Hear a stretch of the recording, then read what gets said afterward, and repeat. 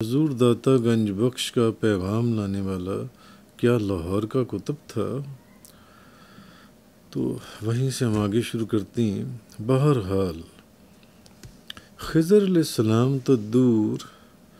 عام رجال الغیب تک پہنچنا بھی جوئے شیر لانے کے مترادف ہے۔ علامہ اقبال احمد فاروقی رحمۃ اللہ علیہ اپنی کتاب رجال الغیب میں فرماتے ہیں کہ رجال الغیب کا جہان ایک انوکھا جہان ہے۔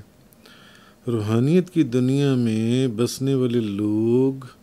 اپنی مخصوص دنیا آباد کیے ہوئے ہیں، ان تک رسائی کے لیے بڑے کوکاف عبور کرنے پڑتے ہیں، پھر ایمانی قوت کی چکا چوند روشنیوں سے آگے بڑھنا پڑتا ہے۔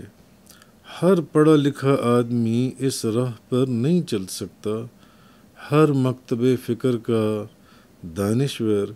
ان وادیوں میں نہیں جا سکتا۔ ظاہری علوم کے پروں پر پرواز کرنے والے اس فضا میں بے بال و پر ہو جاتے ہیں۔ علم و فن کے دعوے دار بھی عام طور پر اس راستے پر چلتے آبلا پا ہو کر دم توڑ دیتے ہیں، اور بعض تو تھک ہار کر بیٹھ جاتے ہیں، جبکہ بعض اپنے علم کے اندھیروں میں کھو کر رجال الغیب کے وجود کا ہی انکار کر بیٹھتے ہیں۔ فرماتے ہیں علامہ اقبال احمد فاروقی کہ میں نے بار بار حضرت خضر علیہ السلام سے ملنے کی کوشش کی، مگر ملنا تو کجا، انہوں نے کبھی نگاہ غلط انداز سے بھی نہ نوازا۔ لب لباب یہ کہ باوجود ساری عمر تلاش کے ہم خضر علیہ السلام سے کیا ملاقات کرتے، ہم تو رجال الغیب کو ہی نہ پا سکے۔ راکم الحروف بندہ ناچیز حقیر فقیر نے علامہ اقبال احمد فاروقی کے وصال کے چند دن کے بعد جب ان کی یہ تحریر پڑھی ان کی کتاب میں، تو آنکھوں سے بے اختیار آنسو جاری ہو گئے کہ کاش اس عالم باعمل عاشق رسول کی اس خواہش کا بندہ ناچیز کو اگر ان کی زندگی میں پتہ چل جاتا، کیونکہ میں نے تو ان کی کتاب میں ان کی اس خواہش کا ذکر پڑھا نا، تو اگر ان کی زندگی میں مجھے یہ پتہ چل جاتا کہ وہ نہ صرف تمام عمر رجال الغیب سے ملنے کے لیے ان کی جستجو اور تلاش میں رہے، بلکہ اپنی تحقیق یافتہ تصنیف رجال الغیب کو حسرت انگیز انداز میں باقی چھوڑا، تو بندہ ناچیز انشاءاللہ ضرور حضور غوث اعظم شیخ عبد القادر جیلانی رضی اللہ تعالیٰ عنہ کے فیض سے نہ صرف ان کو بتا دیتا، بلکہ شاید دکھلا بھی دیتا کہ ان کی جستجو اور تلاش کی منزل خود ان کے اپنے مکتبہ نبویہ یعنی دربار مارکیٹ سے ان کے مکتبہ نبویہ سے چند قدم پر تھی، جہاں مرکز انوار و تجلیات حضور داتا گنج بخش علیہ رحمہ کے مزار پر انوار پر بیٹھا رجال الغیب میں سے میانہ قد، گندمی رنگ، پٹھانوں والی ٹوپی، خشخسی داڑھی، ہاتھ میں چپل لیے ایک مرد قلندر شاید کئی مرتبہ ان کو اپنی زیارت سے فیض یاب بھی کر چکا تھا، مگر ان کو شاید نہیں معلوم تھا، کیونکہ بذات خود راکم کی ایک ملاقات اس مست درویش سے فاروقی صاحب کے مکتبہ نبویہ کے قریب باہر بھی ہو چکی تھی، جہاں وہ اکثر پھرا کرتا تھا۔ اس درویش سے میری پہلی ملاقات کا واقعہ کچھ یوں ہے۔ غالباً 20-25 سال قبل جمعرات کا دن تھا، میں حضور داتا گنج بخش کی بارگاہ میں حاضری کے بعد ان کی مسجد میں بیٹھا مغرب کی جماعت کا انتظار کر رہا تھا کہ سفید کرتا تہبند پگڑی میں ملبوس، سفید ریش، ایک نورانی چہرہ بزرگ، مفتی محمد زبیر بیر بلوی علیہ رحمہ، وہ بھی وہیں مسجد میں بیٹھے ہوئے تھے۔ مجھ سے میرا نام پوچھنے لگے۔ باتوں باتوں میں نے بھی ان سے ان کا نام اور پتہ پوچھ ڈالا، بلکہ ایک کاغذ پر لکھوا کر جیب میں بھی رکھ لیا، مگر خدا کی قدرت، جب گھر واپس پہنچا تو وہ کاغذ جیب میں نہیں تھا، شاید راستے میں کہیں گر گیا تھا۔ بہت پریشان ہوا کہ اب ان سے دوبارہ کیسے ملاقات ہوگی، کیونکہ ذہن میں ان کا نام رہا نہ پتہ۔ اسی سوچ میں دن گزرتے گئے۔ تقریباً 6-7 ماہ بعد ایک دن خیال آیا کہ کیوں نہ یہ معاملہ حضور داتا گنج بخش رحمۃ اللہ علیہ کی بارگاہ میں عرض کیا جائے۔ چنانچہ ہر جمعرات کی طرح تازہ غسل کیا اور داتا صاحب پہنچ کر مواج شریف کے سامنے فاتحہ شریف کے بعد بحالت مراقبہ دل ہی دل میں حضور داتا صاحب سے عرض کیا کہ حضرت،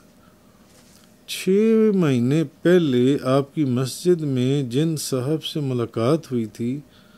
ان کا نام اور پتہ مجھ سے کہیں گم ہو گیا، لہٰذا مہربانی فرمائیں کہ ان سے ملاقات کا کوئی سبب بن جائے۔ مراقبے سے فارغ ہوا تو ابھی مغرب کی اذان میں کچھ وقت باقی تھا، لہٰذا مسجد میں آ کر بیٹھ گیا۔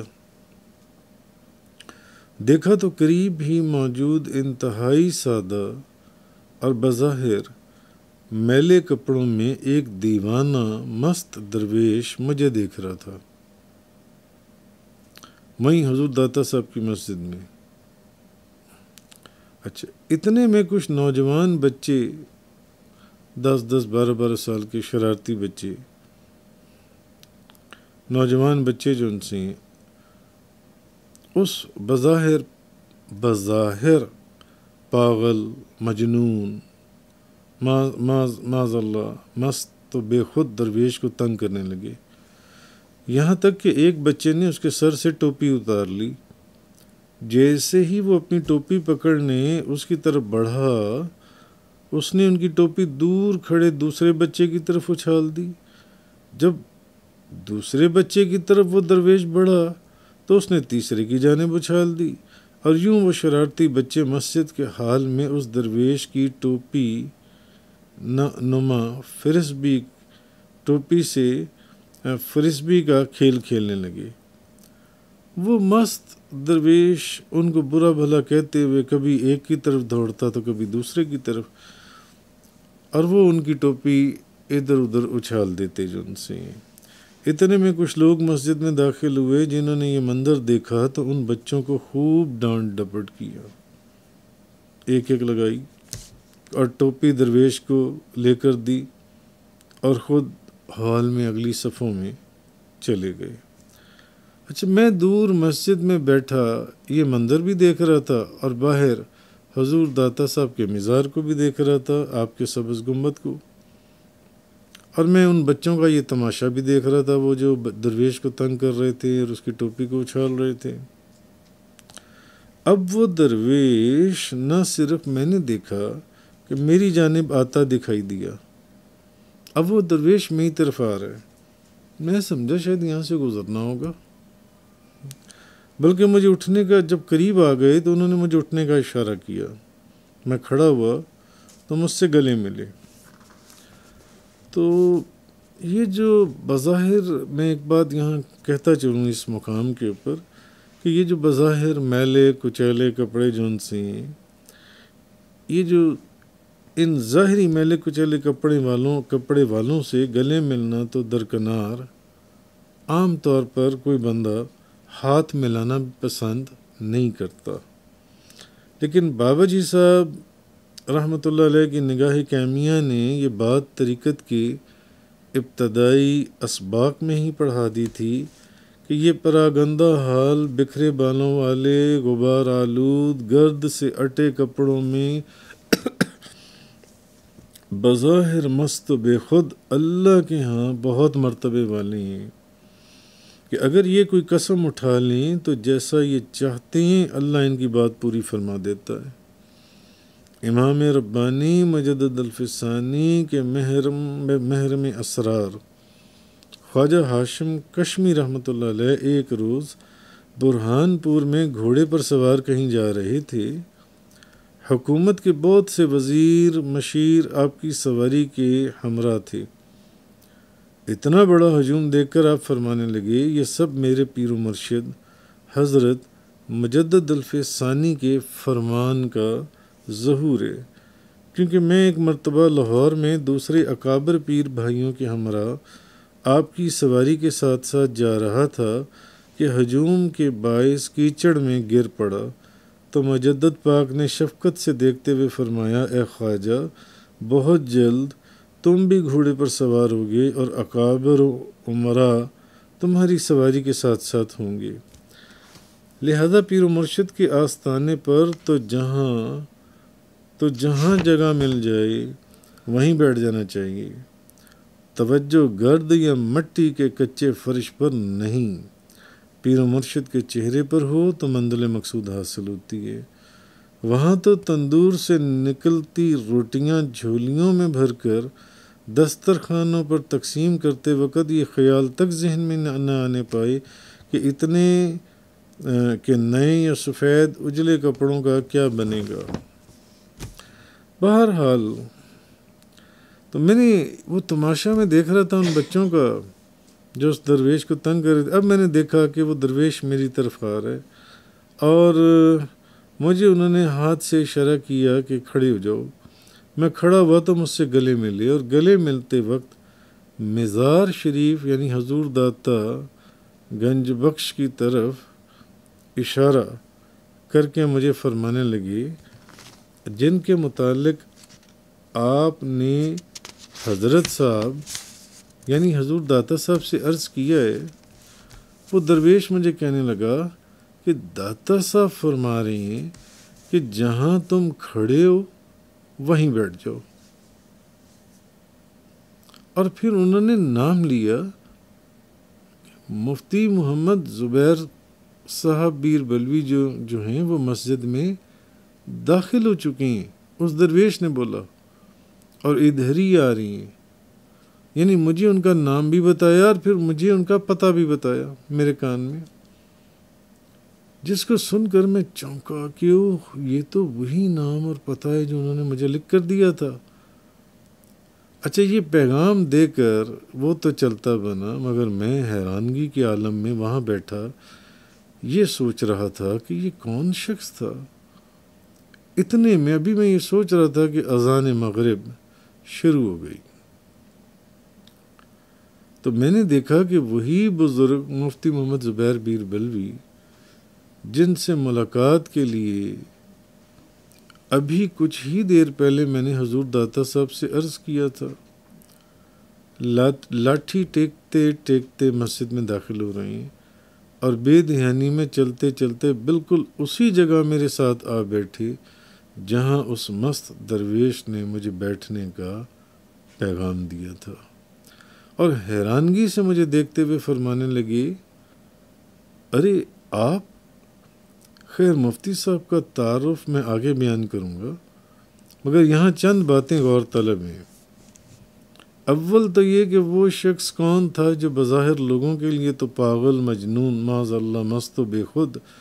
مگر مجھے وہ بات بھی بتا جائے جو بحالت مراقبہ میں نے دل ہی دل میں حضور داتا گنج بخش کی بارگاہ میں عرض کی تھی کہ حضور 6 مہینے پہلے کسی بزرگ سے ملاقات ہوئی تھی، تو وہ کاغذ مجھ سے گم ہو گیا جس پر ان کا پتہ، نام، پتہ سارا موجود تھا۔ اچھا، دوسری چیز کہ دلوں پر آگاہی رکھنے والا یہ بابا کیا دربار پر آنے والے ہر سائل کے دل کی بات کو جانتا تھا، یا پھر کئی سالوں سے جو تعلق راکم کا حضور داتا صاحب سے تھا اس کے تحت صرف میرے ہی دل کی بات سے اس کو آگاہ کیا گیا تھا؟ وہ یہ جانتا تھا کہ میں نے دل ہی دل میں حضور داتا گنج بخش سے کیا بات کی ہے۔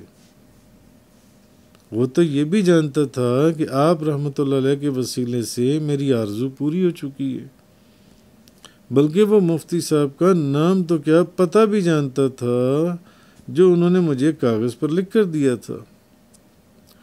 وہ یہ بھی جانتا تھا کہ وہ بزرگ مفتی محمد زبیر صاحب اس وقت مسجد میں داخل ہو چکے ہیں، اور وہ یہ بھی جانتا تھا کہ ان ہزاروں لوگوں کی درجنوں صفوں میں وہ وہیں آ کر بیٹھیں گے جہاں اس وقت میں بیٹھا ہوا تھا۔ تو کیا حضور داتا گنج بخش نے